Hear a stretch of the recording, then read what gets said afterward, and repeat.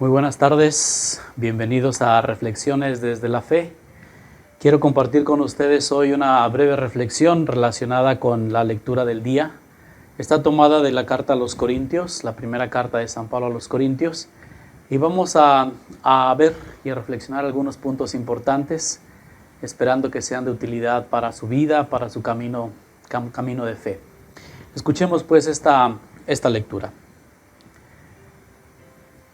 Queridos hermanos, ya sé que todos ustedes conocen lo que está permitido con respecto a la carne inmolada a los ídolos, pero cuidado, porque el puro hecho de conocer llena de soberbia. El amor, en cambio, hace el bien. Y si alguno piensa que ese conocimiento le basta, no tiene idea de lo que es el verdadero conocimiento. Pero aquel que ama a Dios es verdaderamente conocido por Dios. Ahora bien, con respecto a comer la carne ofrecida a los ídolos, sabemos que un ídolo no representa nada real y que no hay más que un solo Dios. Pues aun cuando se hable de dioses del cielo y de la tierra, como si hubiera muchos dioses y muchos señores, sin embargo, para nosotros no hay más que un solo Dios, el Padre, de quien todo procede y es nuestro destino, y un solo Señor Jesucristo, por quien existen todas las cosas y por el cual también nosotros existimos. Mas no todos saben esto, pues algunos acostumbrados a la idolatría hasta hace poco, siguen comiendo la carne como si estuviera consagrada a los ídolos. Y puesto que su conciencia está poco formada, pecan. No es ciertamente la comida lo que nos hará agradables a Dios, ni vamos a ser mejores o peores por comer o no comer. Pero tengan cuidado de que esa libertad de ustedes no sea ocasión de pecado para los que tienen la conciencia poco formada. Porque si a ti que sabes estas cosas, te ve alguien sentado a la mesa en un templo de los ídolos, ¿no se creerá autorizado por su conciencia que está poco formada a comer de lo sacrificado a los ídolos? Entonces, por culpa de tu conocimiento haces que se pierda el hermano que tiene la conciencia poco formada, por quien murió Cristo. De esta manera, al pecar ustedes contra sus hermanos, haciendo daño a su conciencia poco formada, pecan contra Cristo. Por lo tanto, si un alimento le es ocasión de pecado a mi hermano, nunca comeré carne para no darle ocasión de pecado. Hasta ahí la lectura de San Pablo. ¿De qué nos está hablando este apóstol el día de hoy? Bueno, debemos entender un poco el contexto de lo que era la ciudad de Corinto. Era una ciudad que había pues templos dedicados a los dioses griegos y era costumbre ofrecer sacrificios de animales, de toros, de ovejas, de cabras, y parte de la carne se quemaba o se sacrificaba y se ofrecía al dios. Y la otra parte de la carne pues se compartía con los que participaban en aquel acto de culto al dios. Y también otra carne iba a terminar pues en los mercados de la ciudad, así que la gente la compraba. El conflicto con los cristianos era pues que estaban acostumbrados a eso y que después tuvieran que consumir esa carne que había sido ofrecida como una ofrenda de culto a un dios, pues a un dios griego, o que fueran invitados a un banquete en una familia, en una casa, y que la carne que les estaban sirviendo para comer pues hubiera sido también carne que había sido inmolada o ofrecida a los dioses. Entonces ese era el conflicto, y le hacen la pregunta a Pablo, dice, ¿cómo hacemos? Dice Pablo, bueno, primero sabemos que por comer no vamos a ser agradables más o menos a Dios, dice, eso no importa. Sabemos que los ídolos no son nada, hay un solo Dios y en Él creemos. No vamos a estar tampoco cuestionando esta carne es inmolada a los ídolos, o esta que me estás dando de comer, o la carne que vas a comprar. Dice, pues no se trata de eso. Y dice, tú sabes que no es nada, tú sabes en qué Dios crees, tú sabes en conciencia que no estás poniendo tu fe ni le estás dando un significado a ese trozo de carne que estás por consumir. Dice, pero ¿qué pasa si alguien te ve que sabe que tú eres a lo mejor pues alguien ha llegado a la fe, o incluso un ministro en la comunidad, o el predicador en la comunidad, qué sé yo. Entonces esa persona va a decir, pues si él lo hace, pues quiere decir que yo también puedo hacerlo, y entonces ahí se crea el conflicto. Es lo que Pablo llama de esta manera: tengan cuidado de que la libertad de ustedes, es decir, si saben que no es nada, ustedes son libres de comer, de ir, de venir, de hacer lo que quieran, pero que su libertad no sea ocasión de pecado para los que tienen la conciencia poco formada. Ese es uno de los criterios que nos está dando Pablo. El otro lo dice desde el principio: sabemos que los ídolos no son nada, pero cuidado, dice, porque tu soberbia también te puede llevar a pecar, sintiéndote tú ya conocedor de todo.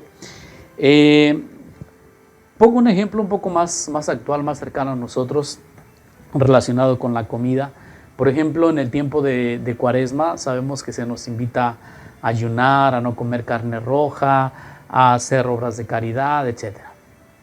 Pues imagínate que tú a lo mejor eres un miembro activo en tu comunidad y vas a misa todos los domingos y tratas de vivir pues tu vida cristiana de la mejor manera, y un día se te olvida, por ejemplo, que es viernes de Cuaresma y te comes una rica carne asada. Alguien que te ve va a decir, uy, este que es tan creyente y mira lo que está haciendo, hoy no se debe comer esta carne y él está comiendo, y pues él lo hace, pues yo también, y ahí se va, ¿no? Entonces, pero tú sabes que el significado del ayuno no está en comer carne roja o no, porque precisamente en ese tiempo dice, coman pescado, pero el pescado se vuelve más caro y se vuelve un lujo, y a lo mejor a uno le gusta más el pescado que la carne roja. Entonces uno dice, pues sale igual, es lo mismo. Entonces a lo que voy es a esto, que nuestra conciencia sabemos que no es un pecado en sí.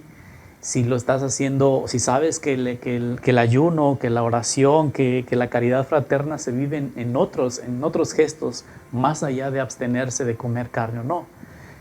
Por ejemplo, es más difícil dejar de criticar al prójimo. Eso es un gran sacrificio que dejar de comer algo que a lo mejor hasta te lo tomas como dieta, ¿verdad? Entonces, pero si tu acción lleva a hacer caer a otro, dice, pues entonces cuidado, que tu libertad no sea pues ocasión de caída para otros. En la vida cristiana, pues hay muchos ejemplos, hay muchas cosas en las que podemos ser ocasión de escándalo. Nosotros sabemos a dónde vamos, qué hacemos, qué comemos, qué no comemos, pero Pablo nos invita siempre a estar preocupados. No, tampoco vamos a estar cuidando de todo mundo, que te vean qué haces, qué no haces. No, eres libre, puedes hacer lo que tú quieras, puedes comer lo que tú quieras, mientras tu conciencia no te lo reclame. No vayas contra la caridad, no vayas pues a dar escándalo a nadie.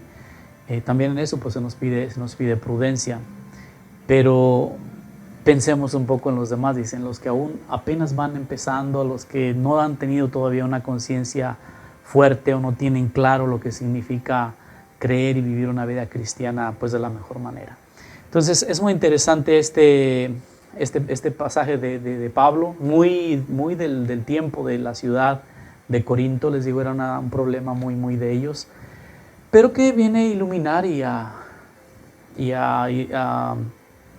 explicarnos y ayudarnos a entender también otras situaciones en el ámbito de la vida cristiana como lo vivimos hoy. Entonces, insisto, quizás resaltando algunas frases importantes, que primero, que nuestro conocimiento no se convierta en soberbia, creyendo que sabemos todo, que también, sabiendo aún que los ídolos no son nada, sabemos que hay un solo Dios, que nosotros somos libres, pero que esa libertad no sea ocasión de pecado para alguien más.